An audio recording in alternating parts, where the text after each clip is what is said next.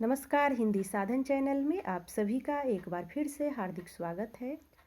आज हम सभी इस वीडियो में सूर्यकांत त्रिपाठी निराला के द्वारा रचित कुकुरमुत्ता काव्य, जो एक व्यंग्यात्मक काव्य है, इस पे चर्चा करेंगे। कुकुरमुत्ता सन 1942 में प्रकाशित निराला के काव्य का अंतिम स्वरूप एवं काव्यानंद प्रदान करने वाली ऐतिहासिक महत्व की कविता है। द्वितीय महायुद्ध से पूर्व लिखी यह रचना व्यंग काव्य है। इसे यथार्थवादी कविता कहें तो अनुचित न होगा। निराला के काव्य विकास में यथार्थ का आरंभ करने वाली यही कविता है।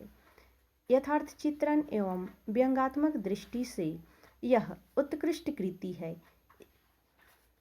ऐसा शिष्ट व्यंग सच्ची अंतर्व्यवस्था से निकला जो पढ़ते ही सहृदय को प्रभावित भी कर सकते हैं। साहित्य में ऐसा देखने को बहुत ही कम मिलता है।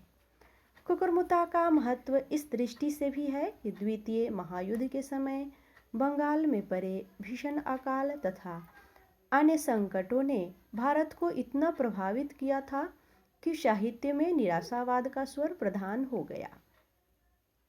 ऐसे समय में निराला द्वारा प्रखर व्यंग प्रहार करने वाली कृति कुकुरमुत्ता की रचना अत्यंत महत्वपूर्ण हो गई। कविवर निराला की सृजनात्मक मात्रा में कुकुरमुत्ता महत्वपूर्ण पड़ता है। यद्यपि इससे पूर्व भी निराला अनेक व्यंग्यात्मक कविताओं की रचना कर चुके थे, लेकिन उनमें कुकुरमुत्ता जैसी त्वरापैरापन, मर्मस्पर्शी प्रखरता, यथार्थवादिता, प्रभावोत्पादकता आदि नहीं थी। कुकुरमुत्ता से पूर्व पंत प्रसाद, महादेवी वर्मा तथा निराला आदि सभी छायावादी गुलाब को श्रेष्ठ पुष्प मानते हुए उन्हें सौंदर्य का मानदंड मानते थे, किंतु निराला ने कुकुरमुत्ता में इस मानदंड को तोड़ते हुए गुलाब को पूंजीवाद एवं शोषक वर्ग का प्रतीक बनाकर सर्वहारा वर्ग का प्रतिनिधि कुकुरमुत्ता को मानकर उससे गुलाब की भर्त्सना करवाई है तथा उनकी शिष्ट गालियां दिलाते हुए उन्होंने कुछ पंक्तियां लिखा। अबे सुन वे गुलाब भूल मत जा पाई, खुशबू रंगो आब, खून चूसा खाद का तूने अशिष्ट, डाल पर इतराता है कैपिटलिस्ट, कितनों को तूने बनाया है गुलाम, माली पर रखा सहारा जारा धाम। कुकुरमुत्ता विषमतापूर्ण समाज पर तीखा व्यंग है, जिसकी कथा इस प्रकार है। एक थे नवाब, फारस से मंगाए थे गुलाब, बरी बरी में लगाए देसी पौधे भी उगाए, रखे माली कई नौकर, गजनबी का बाग मनहर लग रहा था। उस बाग में गुलाब के अतिरिक्त बेला, चमेली, जूही, नरगिस, राम की रानी, रजनीगंधा, चंपा, गुलमेहंदी आदि अनेक प्रकार के सौंदर्य सिद्ध करने वाले पुष्प के पौधे लगाए गए थे। फूल के पौधों की सिंचाई करने के लिए, सौंदर्य प्रदर्शन के लिए अनेक फव्वारे लगे हुए थे। अनेक रंग, सुर्ख, चंपई, आसमानी, सफ़ेद, बादामी, बसंती आदि के पुष्प खिले हुए थे। फूलों के साथ साथ आम, लीची, संतरे तथा फालसे आदि के फलदार वृक्ष भी लगाए गए थे। बाग में आरामगाह, मार्ग, तालाब आदि भी बड़प्पन के निशान तथा सौंदर्य के प्रतीक बन गए थे। वही कुकुरमुत्ता भी अन्यों के उगते समय उग आया। आया मौसम खिला फारस का गुलाब, बाग पर उसका बरा था रोबादाब, वही गंदे में उगा देता हुआ बुत्ता, पहाड़ी से उठे सर ऐठ कर बोला कुकुरमुत्ता। अभी गुलाब अपने सौंदर्य और सुगंध पर इतना इतरा रहा है, तेरे कारण इतने लोगों को धूप घाम सहना पड़ता है। वह जाड़ा, गर्मी एवं बरसात तुम्हारी सेवा में लगे रहते हैं। माली एवं अनेक नौकर तुम्हारे लिए लगाए गए हैं, जो तुम्हें खाद पानी देने के साथ साथ गुड़ाई तथा तुम्हारी टहनियाँ काट छाँट कर कल में लगाते हैं। तू खाद का खून चूसने वाला है। तुझे उगाने के लिए अनेक लोगों को कड़ी मेहनत करनी पड़ती है, जबकि कुकुरमुत्ता स्वयं उगता है। उसे खाद पानी या देखभाल करने वालों की आवश्यकता नहीं होती है। तू अमीरों का प्यारा असाधारण लोगों से न्यारा रहता है। कुछ पंक्तियाँ देखेंगे। साहो राजो अमीरों का रहा प्यारा, तभी साधारणों से तू न्यारा, वरना क्या तेरी हस्ती है पोछ तू।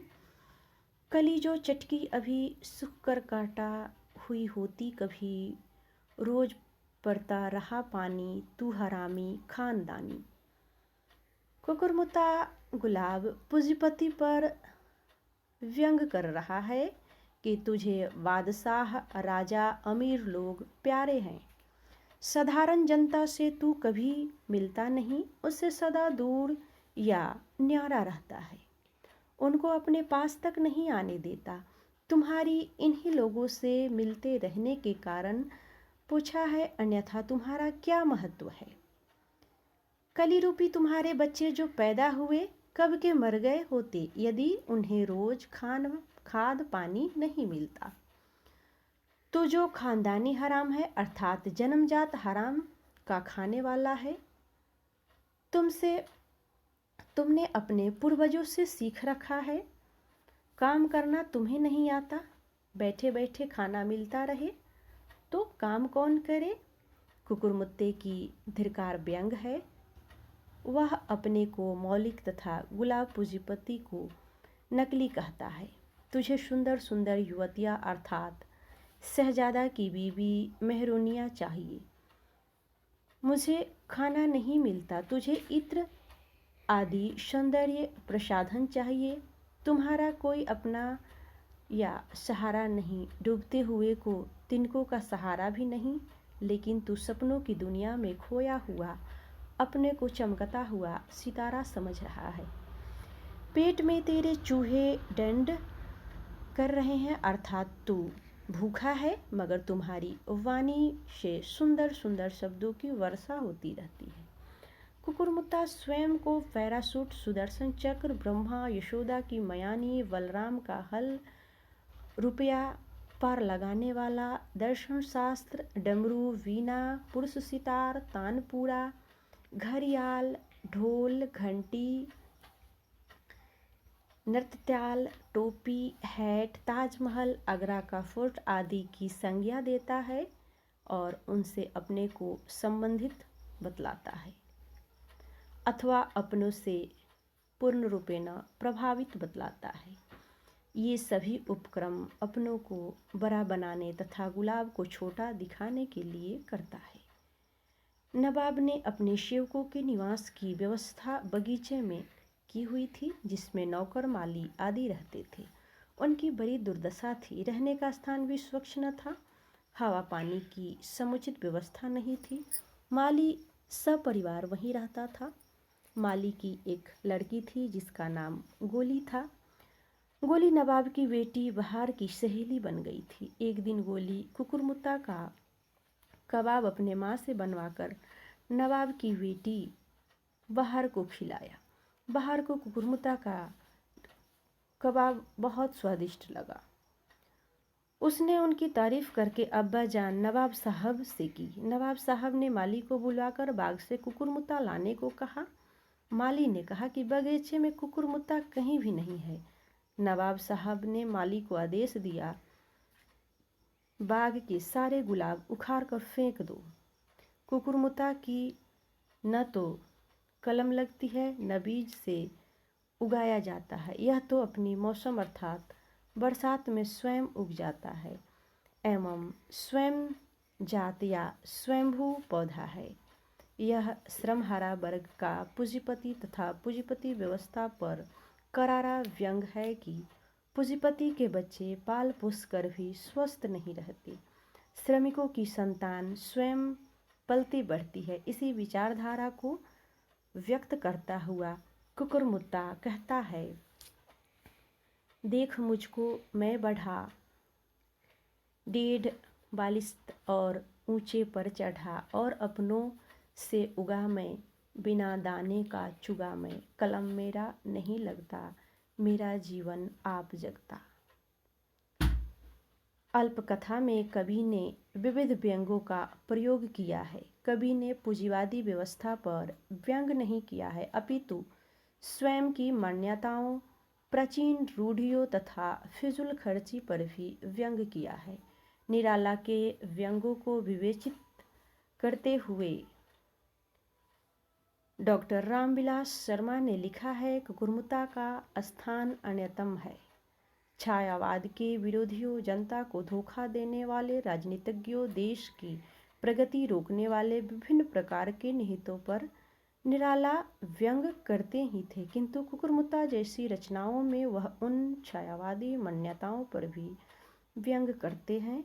यशोदा की मथनी है, सुबह का सूरज है, शाम का चांद है, भास कालिदास ने उसमें गोते लगाए हैं, और हाफिज रविंद्रनाथ किनारे खड़े देखते हैं। कुकुरमुत्ता अगर ब्रह्म के समान व्यापक न होता तो उसमें कई गोते कैसे लगता, उनके किनारे खड़े होकर टुकुर टुकुर ताकता कैसे।